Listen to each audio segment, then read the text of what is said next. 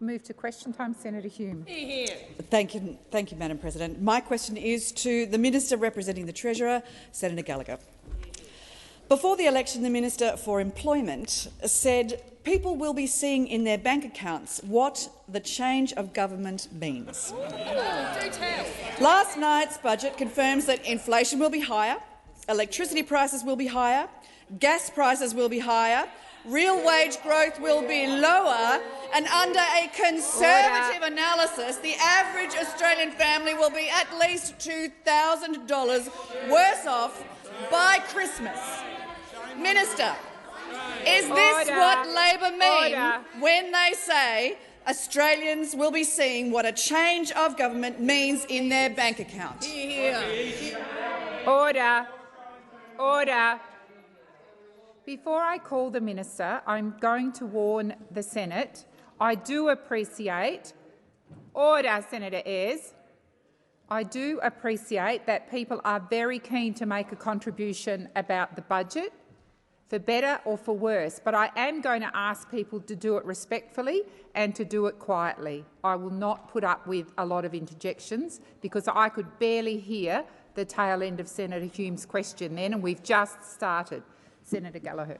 Thank you, President. I thank Senator Hume for the question. Well, I think Australians expect their government to deliver a responsible budget, an honest budget, a budget that deals with the economic circumstances of the time, a budget that deals and delivers on the election commitments, and that deals and fixes the mess that we inherited from the former government, the mess in skills, the mess in energy, the debt and the deficit that you left us, rising inflation, rising interest rates, a crisis in the energy markets in this country, an energy increase that you hid before the election. Australians expect honest, responsible budgeting, and that is what they got last night. That is what they got last night. Delivering on our election commitments, not adding to the inflation problem that we are currently dealing with, which I'm not sure any of those opposite actually acknowledge is happening, not contributing to inflation, delivering on our commitments and dealing with the waste and the rorts and the mess that was left to us by you when you were in government for a wasted decade. A wasted decade that we, in 5 months, have started taking action on. We're taking action in skills, in childcare, in gender equality, in infrastructure, in health, in aged care, in PPL. All of these areas that you couldn't have given a hoot about. That's what we're doing. We're fixing the problems that were left with us, We are delivering on our election commitments, and that is what the people of Australia expect. They also expect some honesty from their government about the true state of the finances of this country. Things, again, that you hid, the dodgy budgeting that was done in deals with the National Party. We are fixing all of it up. Thank you, Minister. Your time has expired. Senator Hume, first supplementary. Thank you, Madam President. Minister, at the budget lunch in the Great Hall today, the Treasurer was asked, should Australians still expect that $275 off their power bills, particularly off pre-election prices? The Treasurer responded.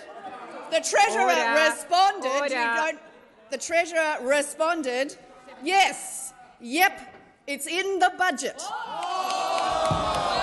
Minister, where in the budget is that $275? Thank you, Senator Hume. Your time has expired.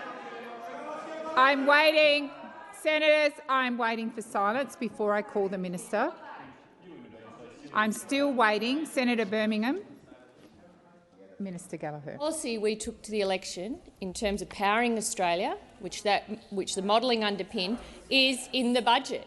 And perhaps you haven't got to that book.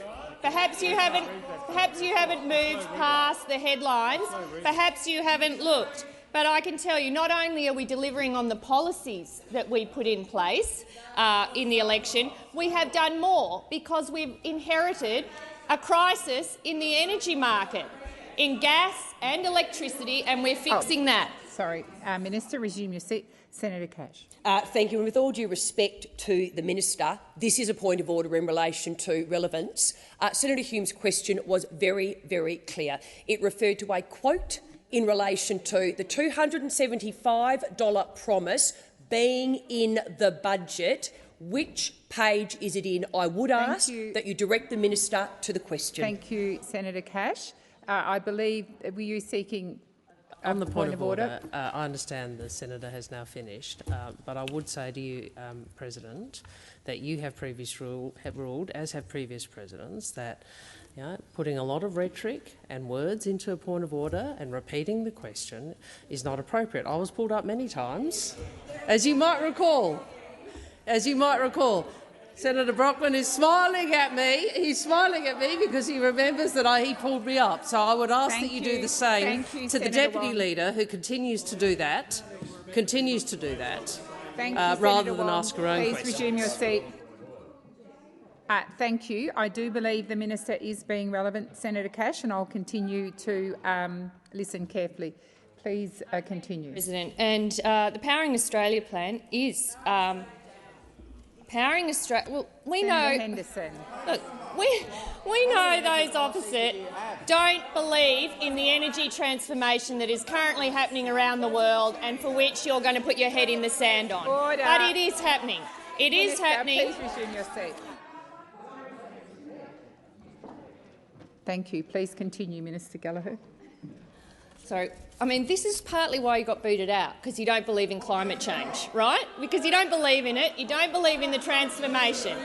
The Powering Australia plan is in the budget. I'm happy to go through the separate measures that are included in that. The time has expired. Senator Hume, second supplementary. Thank you, Madam President. At the Government's Jobs and Skills Summit, the Treasurer said our goals are just as clear. An economy where every Australian who wants a good, secure, well-paid job can find one. But this budget confirms that 144,000 Australians will lose their jobs and that wages will be lower for longer. So is the budget correct? Has the Treasurer broken his promise to the Australian people, just like the Minister for Energy, just like the Minister for Employment and just like the Prime Minister? Thank you, Senator Hume. Minister Gallagher. Thank you. Well, on wages, the policy that you oversaw, which is keeping wages down as a deliberate design feature of your economic architecture, is gone. And if you look in the budget, you will see that wages Minister are Gallagher, increasing. please resume your seat. Senator Henderson. Madam President, just to remind the minister to address her comments through the chair. What is it that Thank you're you. seeking, Senator Henderson? What were you? Order. Order.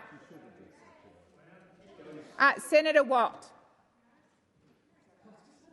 Senator Henderson, I can only assume you were seeking a point of order. You need to stand and say point of order. Would you like me to do it again? Thank you. No, thank you. I don't want you to do it again. Thank you. Resume your seat. The minister is being relevant, and I'll continue to listen closely. Thank you, Minister. Thank you. We are a government that wants to see wages move. I don't know if those opposite have noticed, but we are dealing with a tiny bit of an inflation challenge at the moment. There is an issue here which the government is responsibly responding to, and that is impacting on wages. Now, we have supported the minimum wage case. We are backing in a pay rise for aged care workers. We have, in this budget, indexed community organisations so that they too can get a pay rise, something that you guys, when you were in government, never did. We are determined to get wages moving. We are determined to get wages moving and to ensure that nobody is left behind. But these are challenging economic circumstances, and we will continue to work in the interest of Australian people. Order. Senator Marielle Smith. Thank you. My question is to the Minister for Finance, Senator Gallagher. Can the minister update the Senate on the government's budget and, in particular, how it is delivering cost-of-living relief for Australians? Thank you, Senator Smith. Minister Gallagher. Thank you, President, and I thank Senator Smith for the question. Last night, the Treasurer delivered a responsible budget that is right for the times and readies us for the future. The budget confronts challenges that have been ignored for too long, and seizes the opportunities that won't wait any longer. It delivers on our commitments that the Australian people endorsed at the last election, affirming their faith in a new government. Australians know a complex combination of challenges at home and abroad is pushing up the cost of living. They know the government can't make inflation disappear overnight. But our budget delivers on cost of living relief that is responsible, reasonable and targeted, and which delivers a long-term economic dividend. Our 5-point plan for cost of living relief includes delivering cheaper childcare for 1.26 million families, with 96% of families with children in care better off and no family worse off, expanding paid parental leave to 26 weeks for working parents, the biggest reform, President, since Labor introduced it in 2011, making housing more affordable and helping more Australians to buy a home, with 30,000 affordable and social homes delivered via the Housing Australia Future Fund returns and an additional 20,000 affordable homes delivered under the National Housing Accord. Cutting the cost of medicines on the Pharmaceutical Benefits Scheme, saving around 1.6 million Australians more than $190 in out-of-pocket costs each year, supporting wage increases for our lowest-paid workers, boosting job security and employee entitlements, and getting wages moving again. I know it hurts your ears, but getting wages moving again. The $7.5 billion package helps put some money back into people's pockets, boosts productivity and grows the economy, but it's carefully targeted and careful for the times so that it avoids placing additional pressure on inflation. First supplementary. Can the minister provide further detail on how the government's budget is building a stronger, more resilient and more modern economy? Thank you, Senator Smith. Minister Gallagher. Thank you, President. Thank Senator Smith for the supplementary. Under the former government, our economy wasn't delivering for Australians like it needed to. The Jobs and Skills Summit brought Australians together to address the challenges and opportunities facing the labour market and the economy, and help reverse the trends we've been seeing after a decade of wasted opportunity. Our budget delivers quality investments in the capacity of the Australian economy, capabilities of the Australian people, including fee-free TAFE and more university places, delivering our Powering Australia plan, building a future with cleaner and cheaper energy. Understand that? That's what we need to do. A future made in Australia. Senator McGrath. Investing in priority industries to grow our industrial base, diversify our economy and boost and support regional development and small business. We're also building disaster resilience and preparedness and investing in a value-for-money pipeline of nation-building investments through our infrastructure program. Thank you, Minister. Your time has expired. Senator Marielle Smith, second supplementary. Can the minister provide further detail on how the government is repairing the budget to pay for what is important? Thank you, Senator Smith. Minister. Thank you, Senator Smith, and yes, I can. Our budget begins the hard task of budget repair, fixing the budget. Let's just remember what we inherited. Minister Gallagher, please resume your seat. I'm going to wait for quiet until I ask the minister to continue her answer. Minister Gallagher. Thank you, President. So we're repairing the budget that was left in with deficits as far as I could see, debt increasing. Remember that? Doubled the debt before the pandemic. We are the first government in a long time to take the issue of budget repair seriously. We have found $22 billion in savings and redirected spending. We're still managing against that backdrop to invest in hospitals, in aged care, in childcare, to support our progress towards gender equality, investing more in the NDIS and deepening relations in the Pacific and making sure that they're equipping defence to respond to some of the challenges that they are facing. We are managing to do all of this while finding $22 billion in savings to start to repair the budget that you left in tatters. Your time has expired.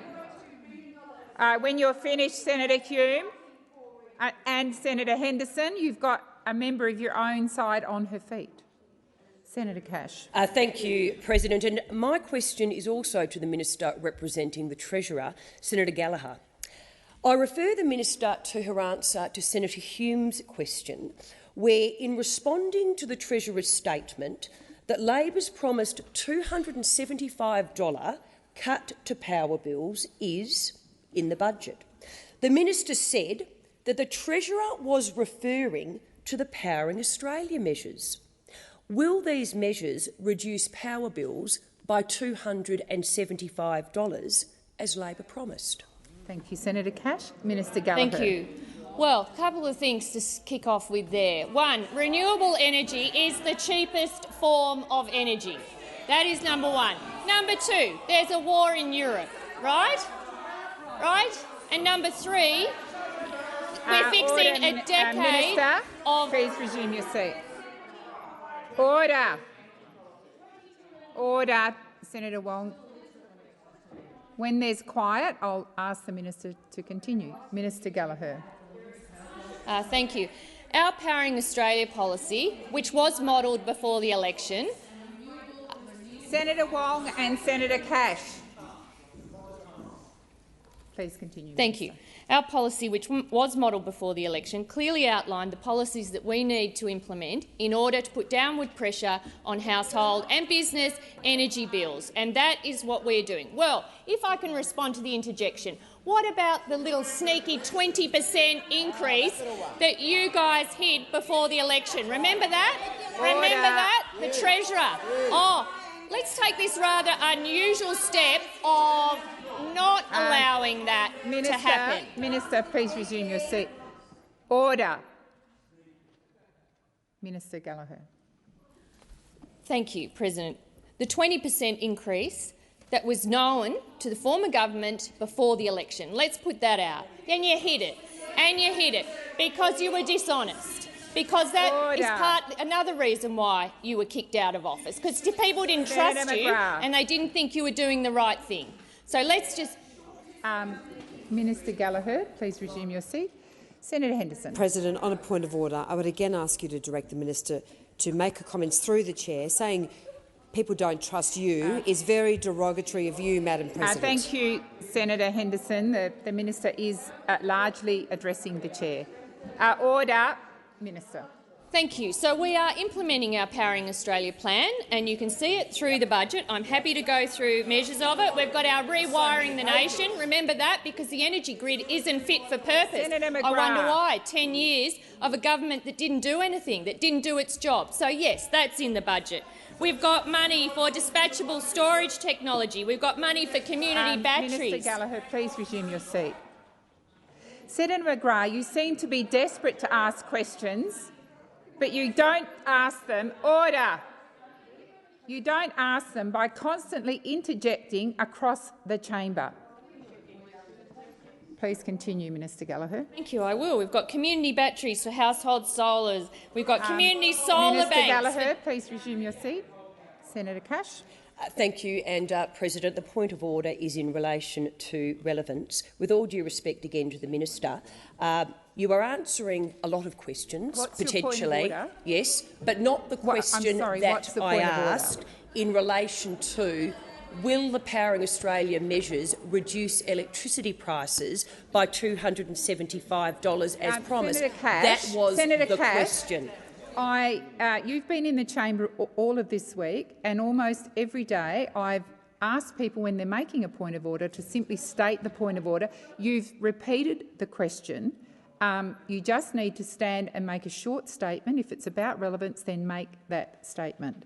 I do believe that the minister is canvassing a whole range of options around power bills, such as was in the preamble to your question, and I'll listen to the last 18 seconds of the minister's answer, and if she's not being relevant, I will direct her to your question.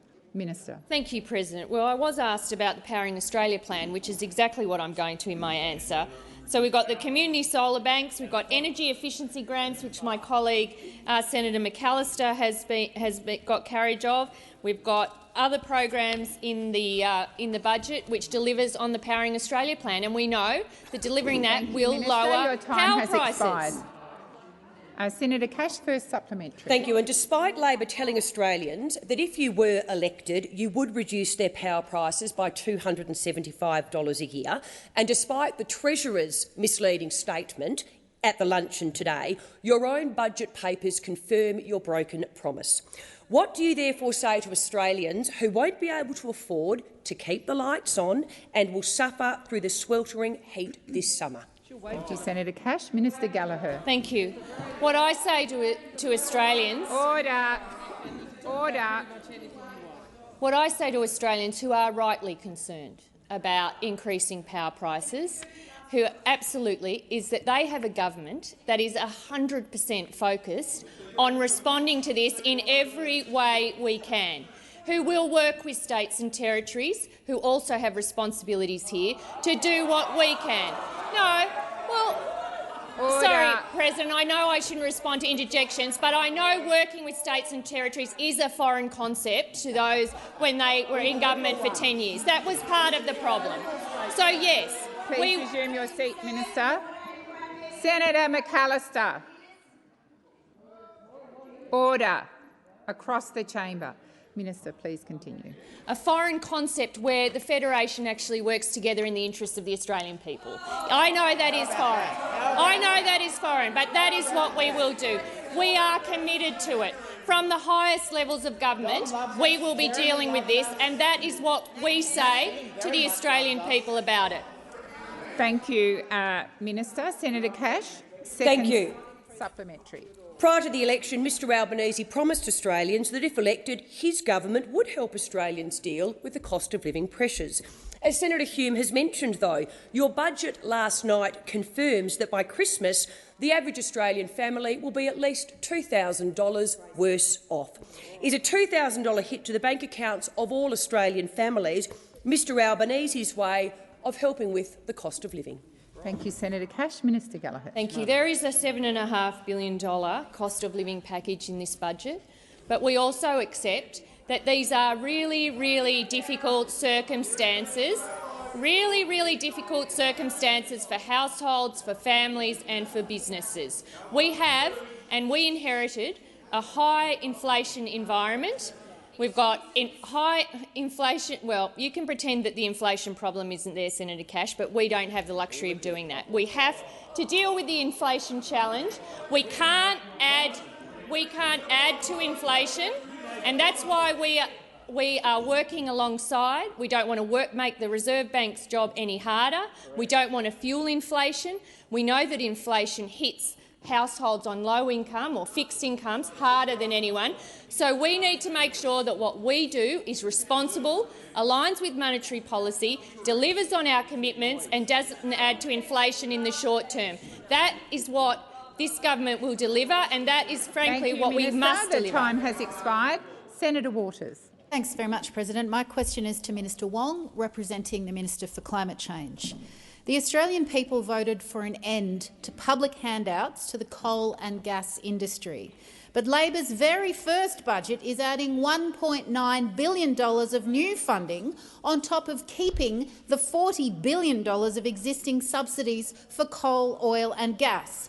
Why are you too poor to give cost of living relief to families, but not too poor to give away $42 billion of subsidies to the fossil fuel sector and $254 billion in Stage 3 tax cuts to the rich? Thank you, Senator Waters. Minister Wong. Well, President, I'm going to. I think the first part of the question, the second part was a general political point. First part of the question goes to a matter not in the portfolio I'm representing. I believe goes to the Minister for Resources, so I'd ask you to direct subsequently a question to Senator Farrell. Thank you, Senator Wong. Senator Waters, first supplementary.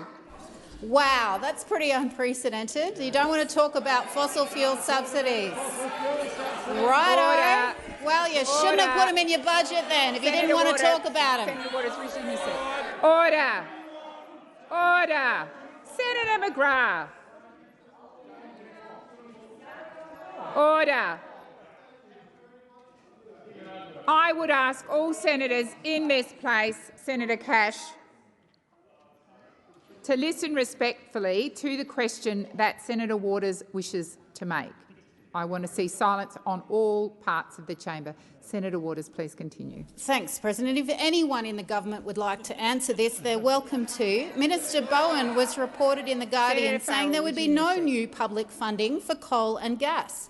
Why is your first budget giving billions to frack for gas in the carbon bomb that is the Beetaloo Basin and to fund an export terminal in Darwin Harbour for that gas, all without First Nations consent? Senator Birmingham. Point of order, President. President, point of order. I just Senator want to make Wong, clear to the please chamber resume the your seat. opposition will give Senator leave Wong. for any government minister who wants to answer a question to do so. Senator Birmingham, that's not a political point. That's not a point of order. Order.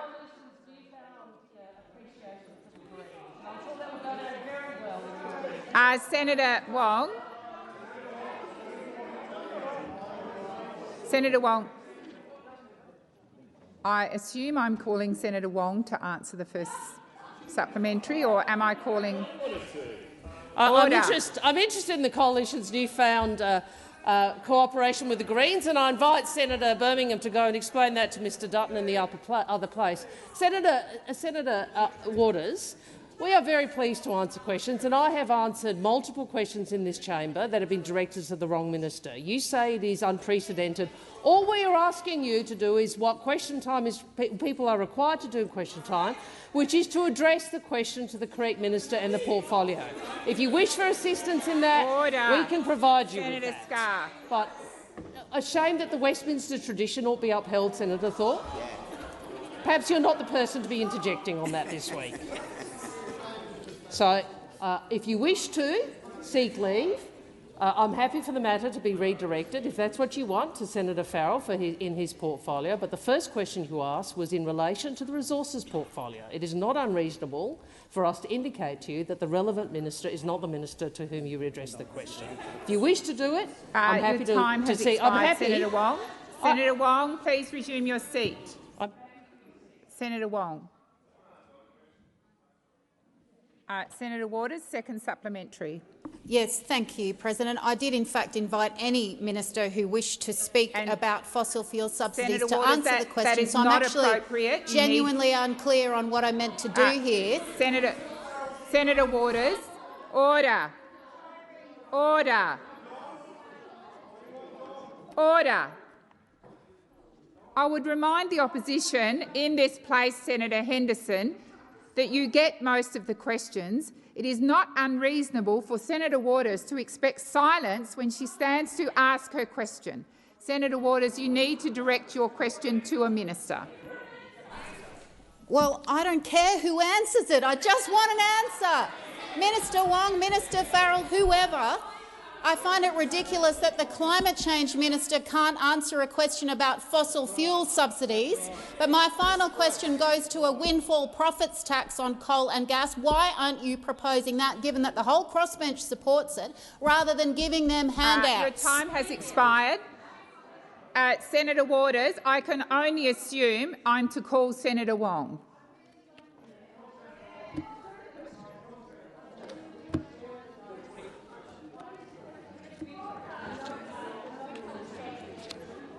I'm not sure which question. Order. Order. I'm not sure which question Senator Waters is referring to. It sounded more like a speech, if I may say, than a question. But no, Senator Cash is backing you. That's interesting. Well, I have said to you, Senator Waters, on your first question, which goes to taxation measures and other measures in the resources portfolio, if you seek leave that they be directed to the correct minister, I would grant. The Labor Party will grant leave. You've sought not to take that. You've now asked a second question about future tax policy, which I'm happy to respond to and say to you that the government's tax measures are as those set out in the budget. Senator Green. Thank you. Oh, sorry, Senator Waters, I didn't see you. Resume your seat, Senator Green. Senator Waters. Thanks, President. With your indulgence, I seek leave for all parts of my question to be taken on notice by whomever wishes to respond to me, please. Sure. Thank you. Senator Waters, Senator Wong has indicated they'll be taken on notice. Senator Green. Thank you. My question is to the Minister representing the Minister for Infrastructure, Transport, Regional Development and Local Government, Senator Watt. How does the budget invest in infrastructure, including in our regions, to deliver the best outcome for the Australian people now and into the future? Senator Watt. Senator Watt, please resume your seat. I'm waiting for quiet. Senator Watt. Thank you, President, and thank you, Senator Green. I was very much hoping that I would be asked a question about our infrastructure budget and how it benefits regional Australia. And funnily enough, you asked the question. Good infrastructure is critical to building the nation and the regions we all want and deserve, creating jobs and building better connections within and between communities. And that's why I'm pleased to say that last night's budget delivered a $123 billion infrastructure pipeline over the next 10 years.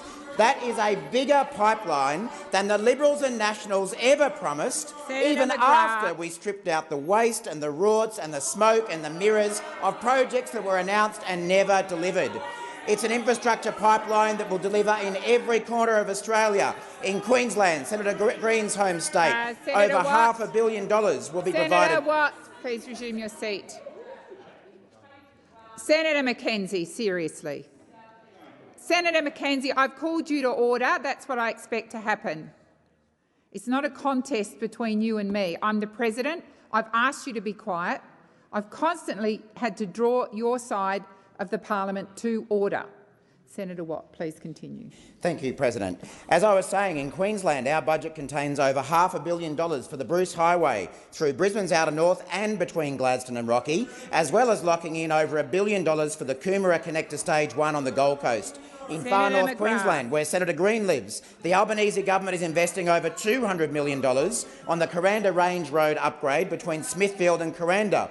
In New South Wales, our budget includes a new $300 million commitment for the Western Sydney Roads package, upgrades to Brindabella and Mandalong roads, and even $38.6 million for Coulsons Creek Road in the Hunter, a project that the member for New England claimed to have secured funding for when he had done no such thing. I could go on through every state. In Victoria, there's the suburban rail route as well as money for the Gippsland rail line upgrade. Tasmanians will get safer, faster travel through upgrades to the Bass Highway, Tasman Highway, East and West Tamar highways, and unlike the last government, we'll actually deliver the Bridgewater Bridge. In South Australia, we've maintained almost $5 billion for the North-South Corridor, many other commitments as well, Western Australia money for the Bunbury Outer Ring Road, as well as the Metronet, and of course the Northern Territory and the ACT are getting great infrastructure investment as well. Thank you, we Senator are delivering, Watt. you just made it up.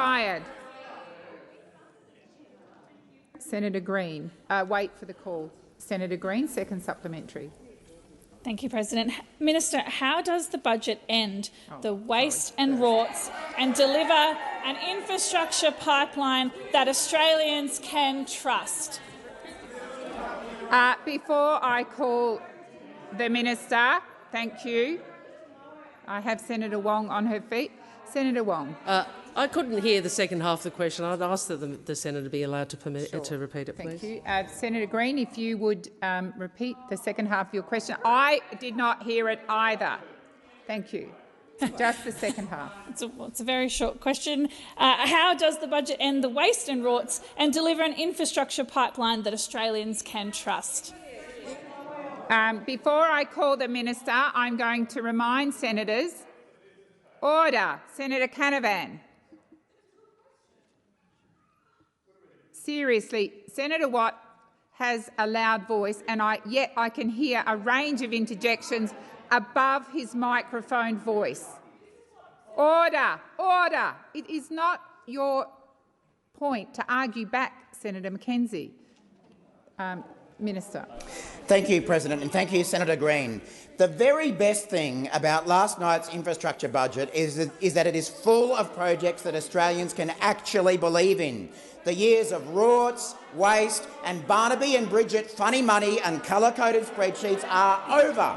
Remember the rorting of regional funds? Remember the regional funds that were rewarded to provide swimming pools in North Sydney? Very regional over there in Lavender Bay and Kirribilli, isn't it? Yes, very regional.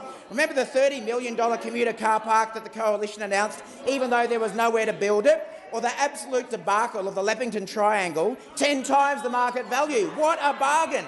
And that's before we get to the inland rail, all those coal-fired power stations Canavan used to promote and never actually got to build. They promised 100 dams and built 2. They spent 10 years lying to the Australian public with funny money and colour-coded spreadsheets, and it has stopped. Finally, Australians have a government they can believe in that will actually deliver and stop the rorts and stop the waste. Thank you, Senator Watt. I'm waiting again. Senator McKenzie and Senator Watt. And Senator Watt, I remind you when you are referring to people in this place and the other place to use their correct titles. Senator Green, Senator. The time's expired. I'm going to Senator Green for her second supplementary. Thank you, President. Minister, how has eliminating the waste and rorts in the infrastructure budget enabled new investment in infrastructure and our regions? Thank you, Senator Green. Minister Watt. Thank you, President, and thank you, Senator Green. We make absolutely no apologies for getting rid of the false promises and funny money that littered year after year of Liberal and National Party budgets. The Australian people have had a gutful of colour-coded spreadsheets, bad value for money, and the shambles that this lot employed when it came to infrastructure. I've already given examples, but the list goes on. To end the waste and rorts, we are closing down the egregious Urban Congestion Fund, rorted beyond belief by the former government, and we're cancelling a number of their most egregious commuter car park projects as well. The Liberals and Nationals wanted to build car parks on land allocated to affordable housing or at train stations that were being closed down. We want to invest in infrastructure that actually matters. I've got news for the National Party and the Liberal Party. That big slushy machine that you ran for years, that is closed. We are going to be delivering real infrastructure that delivers real economic benefits to our regions and our cities, employs real jobs, and you know what? We'll actually deliver. Thank you, Senator Watt. Senator Roberts. Thank you, President. My question is to the Minister representing the Minister for Health, Senator Watt.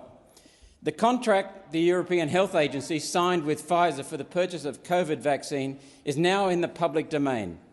Although its bona fide has not been officially recognised, that contract indicates that, yes, Pfizer was given a financial indemnity against damage claims resulting from harm their COVID vaccine caused. Minister, does our contract that the Morrison-Joyce government signed with Pfizer include a clause that indemnifies Pfizer from any claim for damages resulting from harm to Australians injected with Pfizer's Comirnaty substance? Senator Roberts, just before I go to that, I believe you directed the question to Senator Watt, but I'm advised that it should go to Senator Gallagher.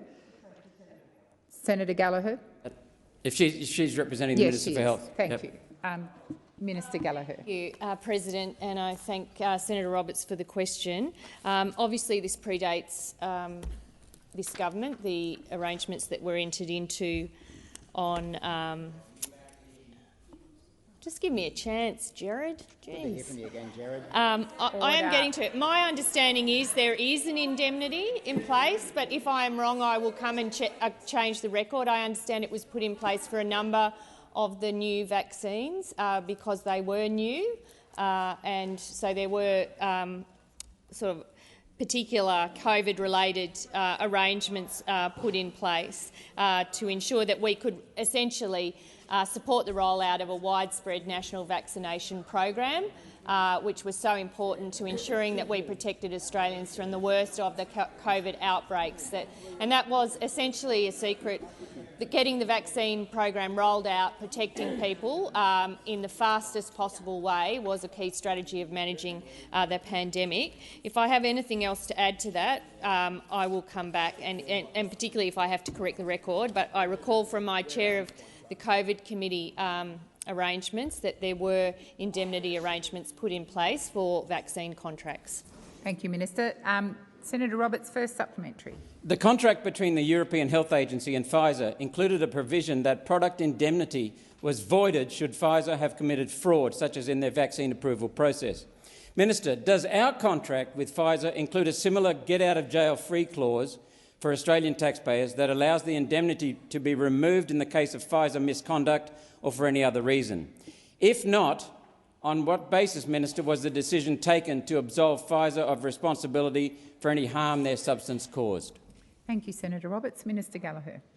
Thank you. I think it's probably best that I take that question on notice because it does. I wasn't a member of the government that entered into the arrangement. I'm not trying to not take responsibility, but I think it's probably best that I get an answer to you following taking some advice about that. I know there were elements of the contract that weren't public, and I don't know if there are some commercial in confidence arrangements in place, but I will seek to update the Senate with what information I can find in an attempt to answer your question, Senator Roberts. Thank you, Minister.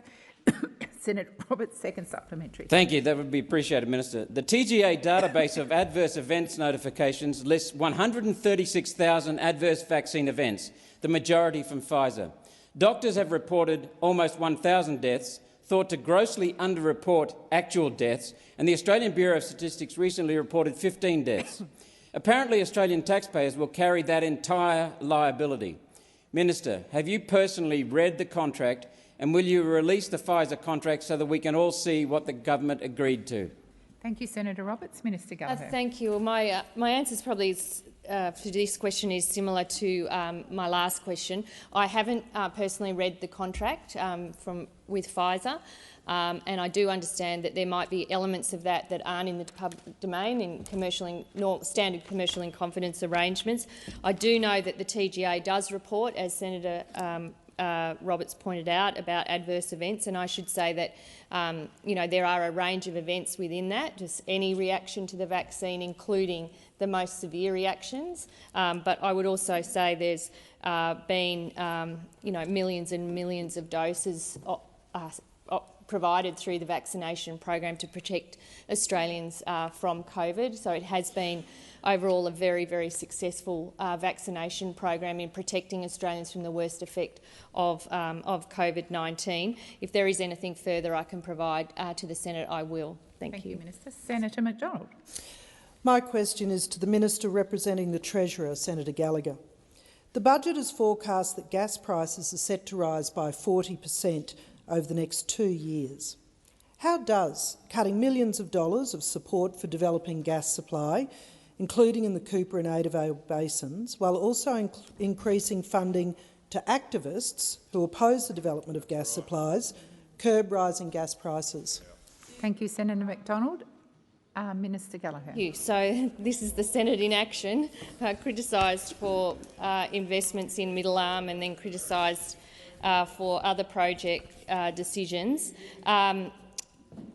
This government does acknowledge that the gas and other fossil fuels will continue to be required to support Australia's energy system, and I think that's important to say to the chamber.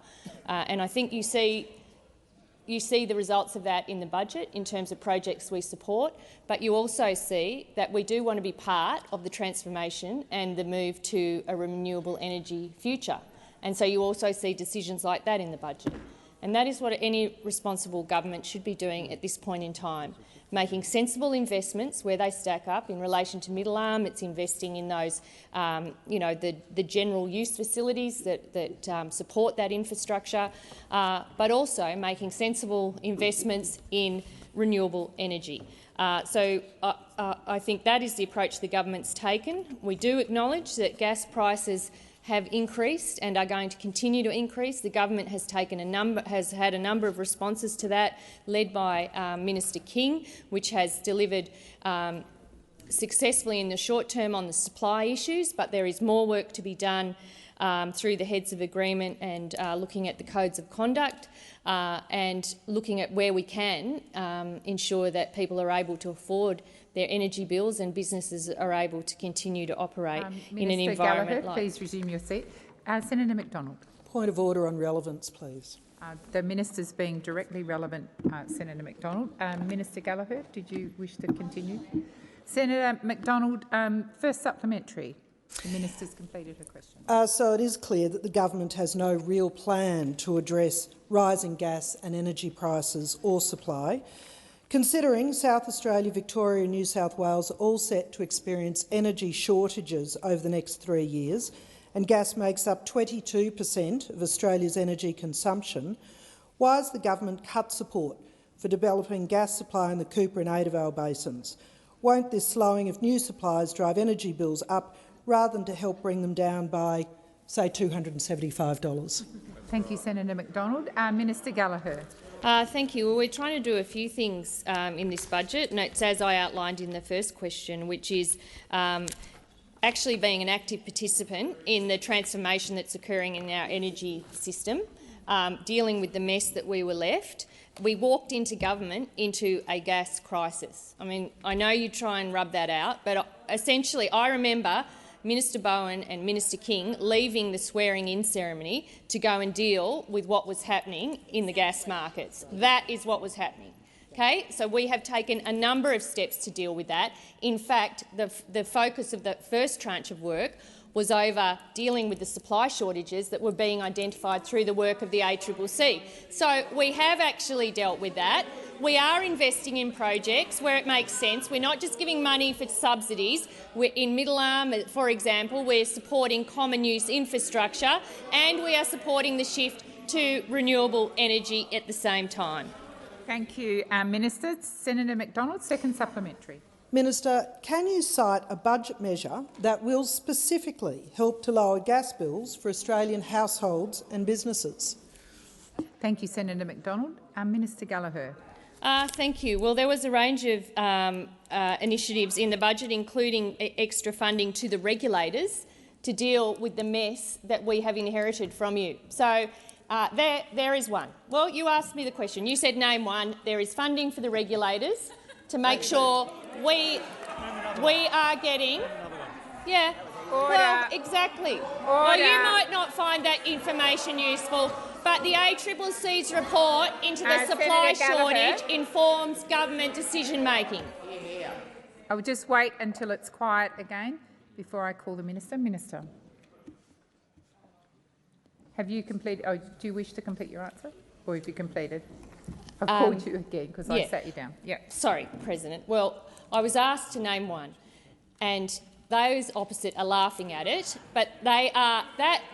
It's not a joke. It's not a joke because the regulators and the experts are the ones that identified the shortfall that you guys had your head in the sand over and we dealt with. So don't say it's a joke. Running out of gas is pretty serious. Running out of gas is pretty serious, and that's what you left, and we've fixed it. Thank you, Minister. Your time has expired. Senator Barbara Pocock. Thank you, President.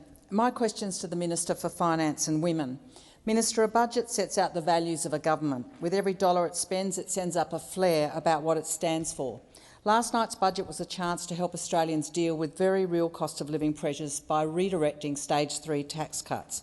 These cuts, $250 billion, flow to very wealthy Australians, mostly men, mostly older people. That'll widen income and gender inequality instead of helping those most in need. Why has your government stuck with a $9,000 annual tax cut for the wealthy, striking a real blow against Australia's progressive income tax system, while leaving low-income families struggling to pay for food, power and rent? Thank you, Senator Pocock. Minister Gallagher. Thank you. The government hasn't changed its position on stage 3. Our focus in this budget, as we had said from the outset, was to deliver on our election commitments, to sensibly take pressure off cost of living for Australians and businesses where we could do so without impacting on inflation and dealing with the waste and rorts of the previous government. They were the objectives of the October budget. The tax cuts that don't come in for another 2 years. I think what this budget does, and there is substantial investment both on the payment side, $33 billion increase in the indexation arrangements for payments to help deal with some of the cost of living pressures that fixed and low-income households are under. There's also $500 million going to the community sector to deal with their indexation challenge that's been ignored for the last 10 years, to deal with some of the cost of living pressures that those organisations are under. And there's the first step in a pretty serious package for women as well. So I don't think it's an either-or. What this budget does is it sets out the challenges ahead. The Treasurer and I have made no secret about the spending pressures that are coming our way. And you can see that if you look at the medium-term projections and acknowledge that those 5 big spending programs are not going to change. We're going to see defence, aged care, hospitals, NDIS and the cost of servicing $1 trillion of debt are going to continue to place pressure on the budget.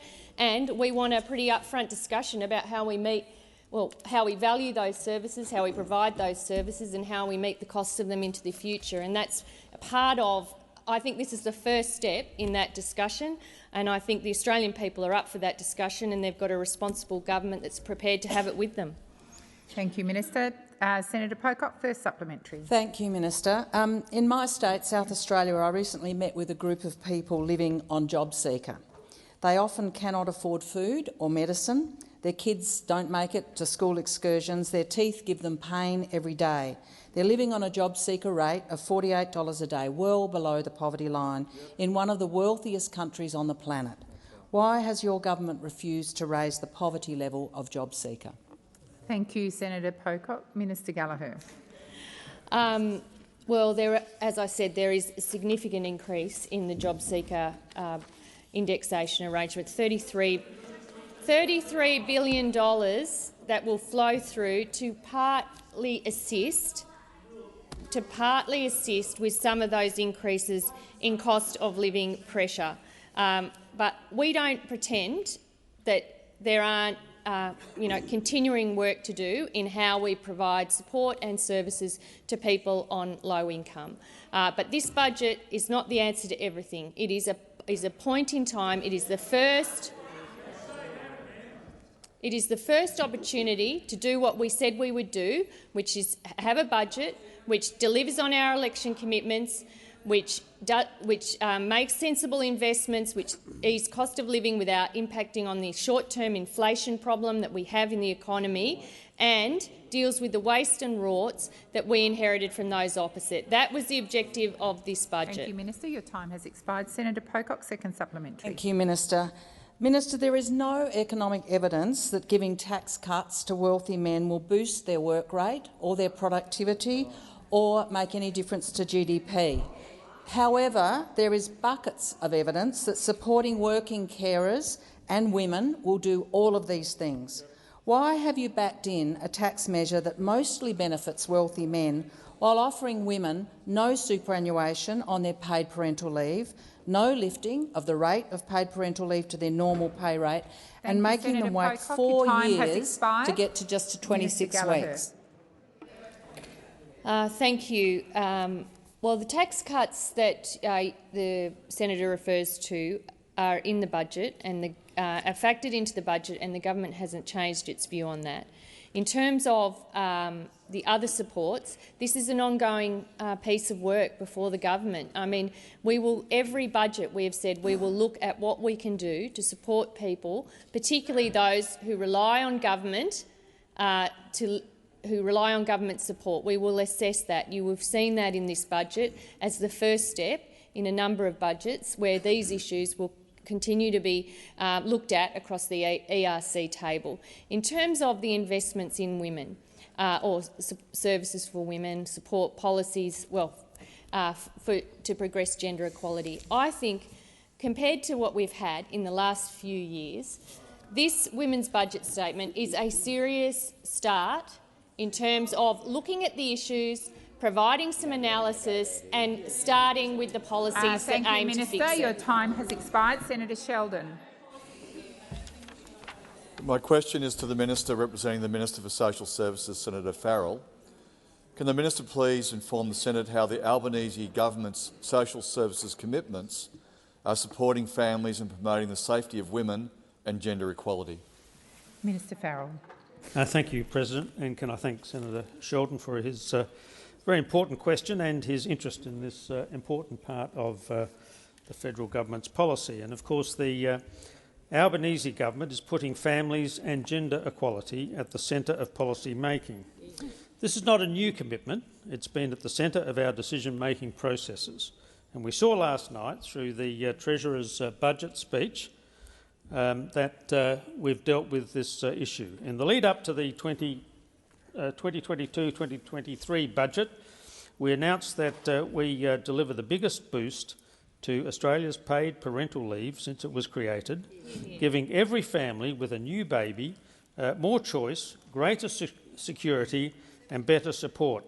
The extension of paid parental leave is the first time the scheme has been modernised since the Labor government introduced the scheme in 2011, and it's the cornerstone of our commitment to address gender equality issues in this country. We're also deeply committed to ending violence against women and children in Australia, and we're taking action. To this end, the very fine Minister for Social Services released the National Plan to End Violence Against Women and Children 2022-2032. We've also introduced legislation for 10 days paid family leave and domestic violence leave per year to ensure that no one should have to choose between a job and seeking support to deal with domestic violence. We are conducting an open, competitive process to appoint a domestic, family and sexual violence commissioner to act as an advocate for victims and survivors, to oversee the implementation of the national plan, including the monitoring and evaluation. In addition, the budget released last night, we confirm our $1.7 billion commitment Senator Farrell, your time has expired. Senator Sheldon, first supplementary. Can the minister further please inform the Senate how the national plan to end violence against women and children in 2022-2032, launched last week, will be implemented? Thank you, Senator Sheldon. Minister. Thank you, President, and thank Senator Sheldon for his supplementary question. And on the 17th of October 2022, that very fine Minister, Minister Rishworth, launched the National Plan to End Violence Against Women and Children 2022-2032, along with my colleague in the Senate, the Minister for Women, the very fine Senator Gallagher, and State and Territory Ministers for Women's Safety. In the plan, the government has set ourselves an ambitious goal to end violence against women and children in one generation.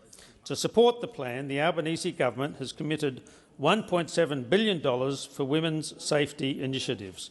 The plan includes example indicators for success that can track our progress in implementing this national plan. The national plan will also support by an outcomes framework that will increase our ability to track, monitor and report change over the life of the national plan. Thank you, Senator. Senator Sheldon, second supplementary. Can the minister please inform the Senate how the Albanese government is supporting families and gender equality by boosting paid parental leave? Thank you, Senator Sheldon. Minister Farrell. Thank you, President, and thank Senator Sheldon for his second supplementary question. Increasing paid parental leave was one of the most frequent proposals raised at the successful Jobs and Skills Summit in September.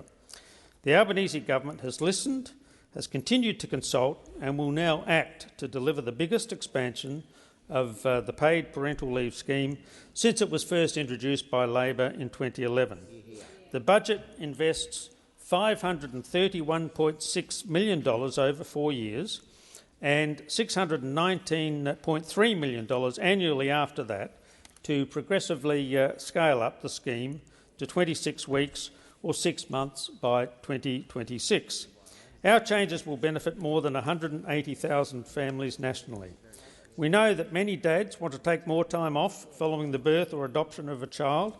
We see that increasing take-up of parental leave by dads in the... Your time has expired. Senator Ruston. Thank you very much, President. My question is to the Minister representing the Minister for Health, Senator Gallagher. Can the Minister please advise whether the government believes that demand for state and territory hospital services will increase or decrease over the next 4 years? Thank you, Senator Ruston. Minister. Thank you. I think I know where this might be going. We expect that hospital activity and demand for hospital activity will increase. There has been a decrease in activity because of the pandemic, and that has been reflected in adjustments through the activity-based funding arrangement. But we are expecting that demand for hospital services will continue to grow as we normalise back into a post-COVID world. I would also say that those adjustments in the budget don't take into account the extra funding that went through the COVID payments. Thank you, Minister. Senator Ruston, first supplementary. Thank you very much, Madam President.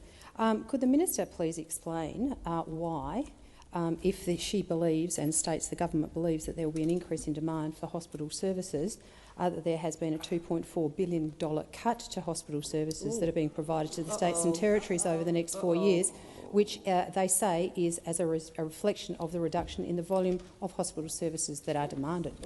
Thank you, Senator Ruston. Minister Gallagher. Thank you. I would have thought, considering that you've recently been in government, that you would understand how the funding flows through in these. They are largely parameter adjustments that are based on the activity. They were on the activity that was advised through the activity-based funding. Well, that's the reality. That is the system that you have operated on. No, forecast activity and activity through the pandemic based on the data that the states and territories provide to the Commonwealth is reconciled through the budget process. It doesn't take into account the extra funding that has and will continue to be provided through the special payments under the COVID arrangements. And as people would know, through the very successful National Cabinet, we continue to work with the states and territories over pressures more broadly in the health system, including a broken primary care system, which you guys oversaw. Senator Ruston, second supplementary. Thank you very much, President. Well, in confirming that there is a $2.4 billion cut to hospital funding, can the minister please explain why the government has decided that Victoria is to pay $2 billion of that $2.4 billion cut to hospital funding? Thank you, Senator Ruston. Minister Gallagher. I'm not sure I understand what two things you're linking there. No, well, I'm happy to take it on notice and come back to you. But there is an adjustment through forecast activity reconciled based on the work the hospitals have done. And the reality is, during the COVID-19 pandemic, they did less of their activity, less of their normal activity that gets funded through this mechanism. That has been reconciled. There is additional funding going into health, I think in the order of $6 billion. So we continue to work with the states and territories. They've got a government that wants to talk to them, about how hospitals work, how the primary health care system works with that and how aged care works with that. You've got to see it on the continuum, and you'll see that in the budget. More funding for aged care, more funding for health, and working with the states and territories on a national health system. Thank you, Minister. Senator Wong. President, I ask that further questions be placed on notice.